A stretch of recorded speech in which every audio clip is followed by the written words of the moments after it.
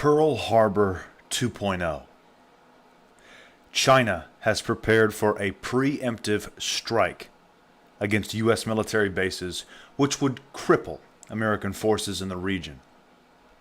An investigation of satellite imagery compares China's missile testing grounds and U.S. military bases.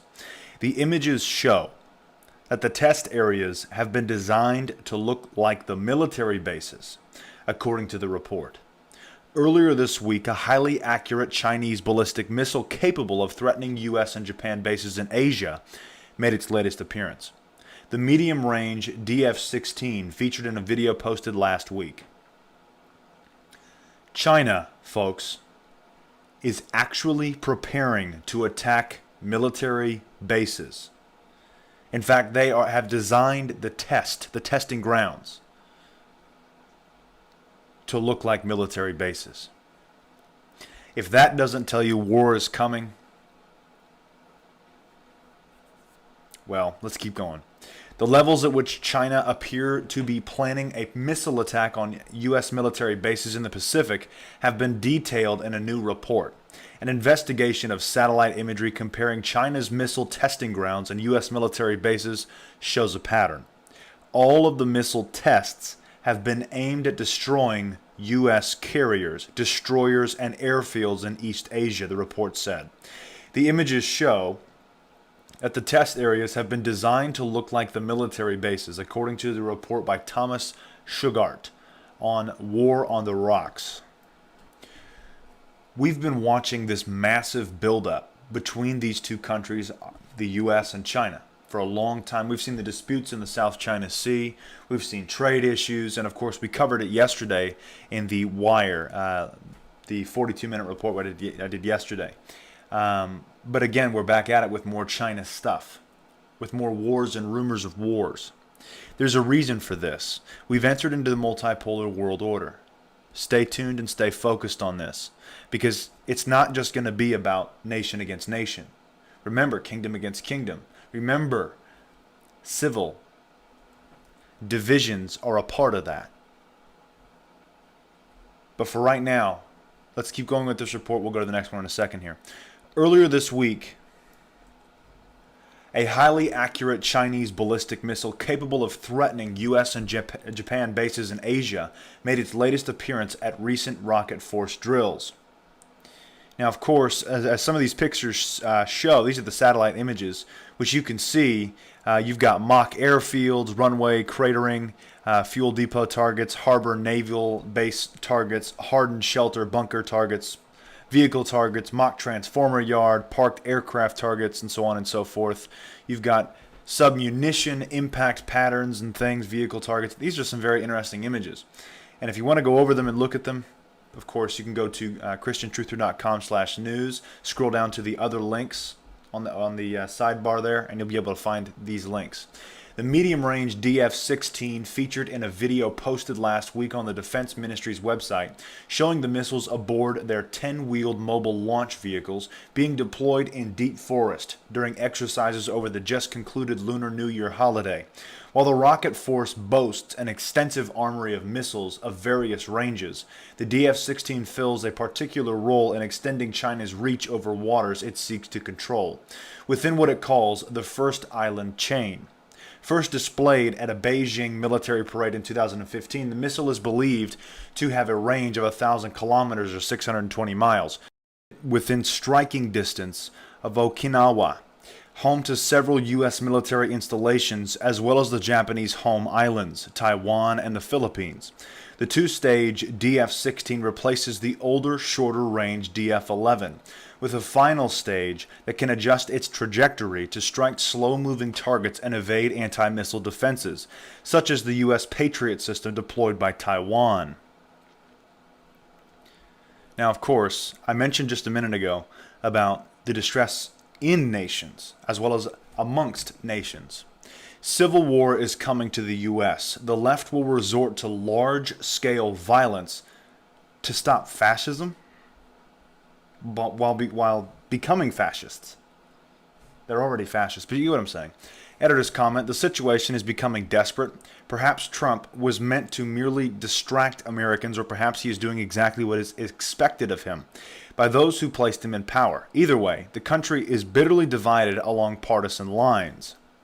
Many of the most important principles have been abandoned for a cultural war that isn't likely to stop or die down, but rather to explode in the volley back and forth between the left-wing and progressive opponents and alt-right and conservative factions. But as Brandon Smith predicts, this narrative will go on not by itself, but in all probability with the aid of a truly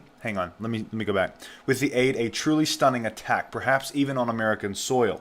Another large-scale terrorist attack may be needed to shock unruly voters and concerned citizens back into their hovels, back onto the reservation. How else would a war with Iran and more police state actions in the streets be justified? The implications are clear. Confusion, violence, and especially terror will be used to drive home the message. This is above Donald Trump's head, beyond the power of the presidency. This is the cynical and very real powers behind the throne, and there is nothing they wouldn't stoop to. Be very cautious in the next few years. Not only is society disaster ready and disaster prone, but principled activists, conservatives, and gun owners are likely to be tested. There are those who are looking for a response, who are looking for a reason, and who are interested in people seeing their differences rather than unite around a common enemy. Until more calm and clear thinking comes, confusion and chaos will rule the day. Globalists want to destroy conservative principles, but they need our help. What? You see, what we've got going on is the attack, the subversive attack, the psychological warfare. And of course, we see what's going on all around America. These protests. Then you have the organizers of the protests calling for more militant-style protests, which in itself is borderline terrorism. We saw what they were doing. Destroying buildings, setting things on fire, hurting people. This is not going to stop. It's going to get worse. Now, we've also talked about recently Donald Trump's game plan, when what he's been doing, of course, is this resistance fatigue, trying to basically make people who are protesting and, of course, the media get tired. Literally, that's the game plan right now. So we're seeing extra moves from the Trump White House than we would normally see in a normal instance when they're trying to accomplish a smooth transition. There we go. I lost my words. I apologize. But the thing that keeps happening with all of this is war is not going to just break out in another country. It's going to start right here. It's going to start in each country. We're going to see this division. We're watching the division all over the world. And we're literally watching the wedge between citizens in America just keep getting wider and wider and wider. This division is never the answer. It's not the right way to do anything. If you're really trying to be a leader and to be victorious in America, we've got to stop this division. Now, there's a whole host of other things that go along with stopping that. But the number one thing, of course, is stopping the division. The number two thing might have let's stop the mind control, the psychological attacks. If we can stop the division somehow, some way, and we can stop the mind control, especially cultural Marxism, then guess what? A lot of people are going to be awake to the deception that they've been put under. The number one mind control program at U.S. colleges. Here is a staggering statistic from the National Alliance on Mental Illness, NAMI. More than 25% of college students have been diagnosed or treated by a professional for a mental health condition within the past year. More than 25% of college students. Think about that number for a minute here, folks. 25%. It's not 0.25. It's 25%. 1/4 of college students have been diagnosed with a mental health condition. Colleges are basically clinics, psychiatric centers. Colleges have been taken over. A soft coup has occurred out of view. We talk about this heavily in the Club of Rome series that we've got going on right now. We were talking about how they control the education system and so on and so forth, and when they took that over. Go check it out, christiantruther.com/info for more information. Colleges have been taken over. A soft coup has occurred out of view. You want to know where all this victim-oriented, I'm triggered and I need a safe space comes from. You just found it. It's a short step from being diagnosed with a mental disorder to adopting the role of being super sensitive to triggers. You could call it a self-fulfilling prophecy. If I have a mental disorder, then I'm a victim. And then what people say and do around me is going to disturb me, and I'll prove it. The dangerous and destabilizing effects of psychiatric drugs confirm this attitude. The drugs do, in fact, produce an exaggerated and distorted sensitivity to a person's environment. You want to know where a certain amount of violent, aggressive behavior on campuses comes from. You just found it. The psychiatric drugs. In particular, antidepressants and speed-type medications for ADHD. That right there should be a massive answer as to what's going on campuses. Now, as far as the ADHD drugs, I know for a fact that they are sold like candy to people who don't have ADHD on college campuses. You want to know why so many college students can't focus on their studies? You just found one reason: the brain effects of the drugs. The usual variety of student problems are translated into pseudoscientific categories of mental disorders, and toxic drugging ensues. A college student says to himself, I'm having trouble with my courses. I don't understand what my professors want. My reading level isn't good enough. I don't like the professors who have a political bias. I'm confused. I missed my friends back home. I feel like a stranger on campus. I'd like to date, but I don't know where to start. There are groups on campus. Should I join one? Well, maybe I need help. I should go to the counseling center and talk to a psychologist. That's what they're there for. Maybe I have a problem I don't know about. And so it begins. The student is looking for an explanation of his problems, but this search will morph into having a socially acceptable excuse for not doing well. Understand the distinction. After a bit of counseling, the student is referred to a psychiatrist who makes a diagnosis of depression and prescribes a drug. Now the student says, that's a relief. Now I know why I have a problem. I have a mental disorder. I knew that. I'm operating at a disadvantage. I'm a victim of a brain abnormality. Okay, that means I really shouldn't be expected to succeed. Situations affect my mood. What people say affects my mood. And pretty soon the whole idea of being triggered and needing a safe space makes sense to the student. He's heading down a slippery slope, but he doesn't grasp what's actually going on. On top of that, the drug he's taking is disrupting his thoughts and his brain activity. But of course, the psychiatrist tells him no. It's not the drug, it's the condition, the clinical depression, which is worsening and making it harder to think clearly. He needs a different drug. The student is now firmly in the system. He's a patient.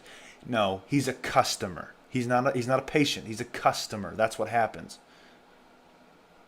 He's expected to have trouble coping, and on it goes. Buckle up. Now, of course, I could keep reading this one, but I think you guys get the point. There is a massive problem. A massive problem on college campuses. We have seen, let me slow down here and switch gears.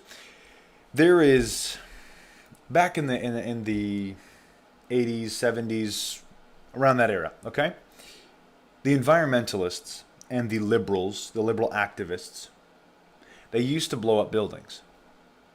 Look it up. Nowadays, they teach our kids. However, under Trump, it looks like we're going to be returning to the blowing up buildings. We'll see what happens. But anyways, I think you get my point with that. We're witnessing a shift, and the shift is causing a massive division. The reason why it's causing such a division could in large part be blamed on drugs. The second part is the education itself. The system is designed to teach safe spaces and microaggressions. And of course, all of these microaggressions, what's going to be the result? They're going to come up with a drug for it.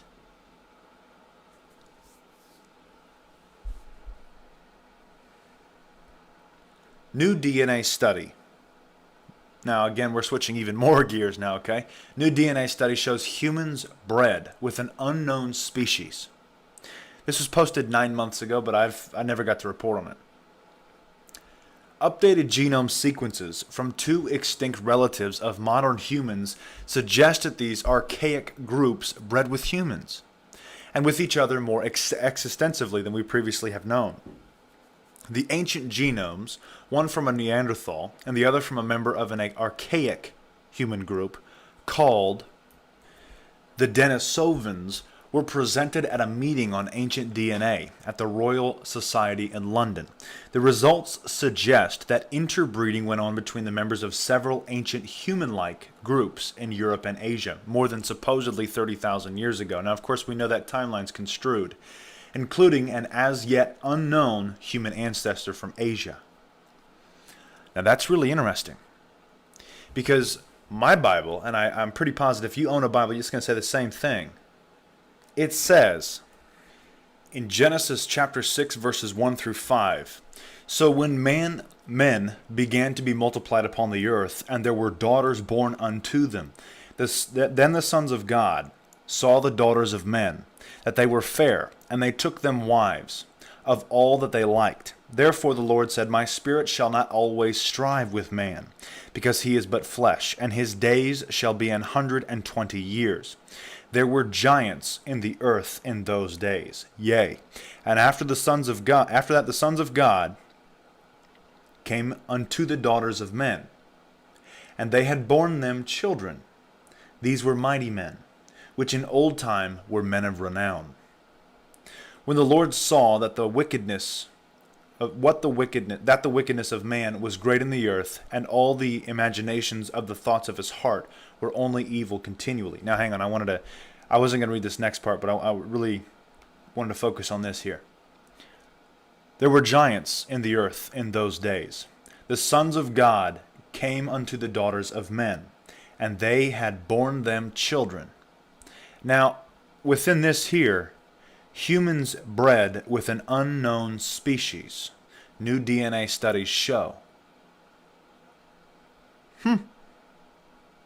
It's got to make you wonder. It's got to make you wonder. You see, we're never really going to get the actual answer from science because they're stuck on this timeline. Now, of course, this is the evolution timeline versus creationism. Well, if you believe in the Bible, you should be a creationist. If you're not, I don't know what's going on with you. But we need to talk about things because God created the earth. He created the heavens. He created you and me to be made in His image. Okay? So, back to this. What it begins to suggest is that we're looking at a Lord of the Rings type world. Hold on. There are creatures within a Lord of the Rings type world, okay? What it begins to suggest is that we're looking at a Lord of the Rings type world. That there were many hominid populations, says Mark Thomas, an evolutionary geneticist at the University College London, who was at the meeting but was not involved in the work. The first published Neanderthal and Denisovan genome sequences revolutionized the study of ancient human history, not least because they showed that these groups bred with anatomically modern humans, contributing to the genetic diversity of many people alive today. Now, of course, they're not exactly telling the whole truth. There's more to this. And whether they have the audacity to totally blatantly lie about it, or they just don't know. They refuse to see the truth. God has not opened their eyes, whatever it be.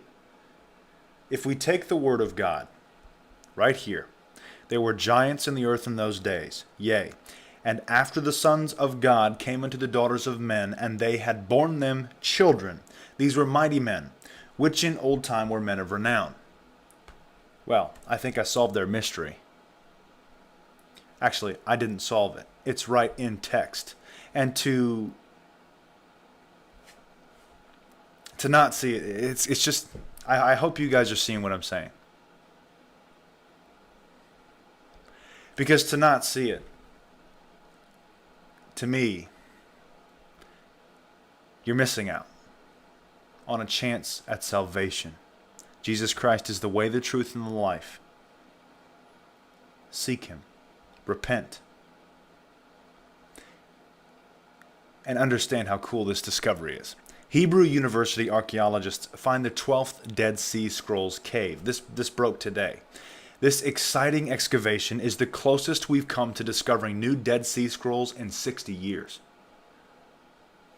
We almost got to see more Dead Sea Scrolls. Looters took that away from us. After years of fruitless searches for further Dead Sea Scrolls in caves on the cliffs near the historic body of water, archaeologists on Wednesday claimed to have evidence of a 12th cave, which once held hidden scrolls from the Second Temple period. However, after excavating the ancient hollow located near the sea's northwestern shore, the Hebrew University of Jerusalem, researchers concluded that the additional scrolls were looted. Really? Really? The archaeologists, including Dr. Owen Gutfeld and Ahid Ovadia from the university's Institute of Archaeology, aided by Dr. Randall Price, the students from Liberty University in Virginia, are the first in more than 60 years to have discovered a new scroll cave. What a find. That would have been so cool to be on that expedition, because it's been 60 years since they found the last cave. And of course they find this one and there's nothing in it, except for evidence which of course points to the reality that this is the 12th cave. Numerous storage jars and lids from the Second Temple period were found hidden in niches along the walls of the cave and deep inside a long tunnel at its rear, recalled Gutfeld. The jars were all broken and their contents removed, and the discovery toward the end of the excavation of a pair of iron pickaxe heads from the 1950s, stored within the tunnel for later use, proves the cave was looted. Now here comes my question. In the 1950s, there was a lot of archaeology that the Smithsonian stole or bought or hid in collaboration with intelligence agencies, which of course hides a lot of the truth of what's going on today. A lot of these mysteries of the Bible have been hidden by these organizations. This wasn't looted long ago. I mean, it is a long time ago, but it's not long ago. It was in the 1950s. It's got to make you wonder. It's got to make you wonder. Until recently, it was believed that only 11 caves had contained the coveted scrolls. Scholars say that, like Cave 8, in which scroll jars but no scrolls were found, this cave will receive the designation Q12, the Qumran standing in front of the number to indicate no scrolls were found. This exciting excavation is the closest we've come to discovering new Dead Sea Scrolls in 60 years, says Gutfeld, who directed the dig. Until now, it was accepted that Dead Sea Scrolls were found only in 11 caves at Qumran, but now there is no doubt that this is the 12th cave. Makes you wonder if there's another one or even more. Despite not finding more scrolls, Gutfeld said the evidence uncovered in the cave unequivocally confirms it once contained the documents. Incredible. I want to thank you guys for watching and listening. I hope you guys enjoyed this. Please let me know if you guys like the way I'm doing this or not. That's all I got for you. God bless and carry on.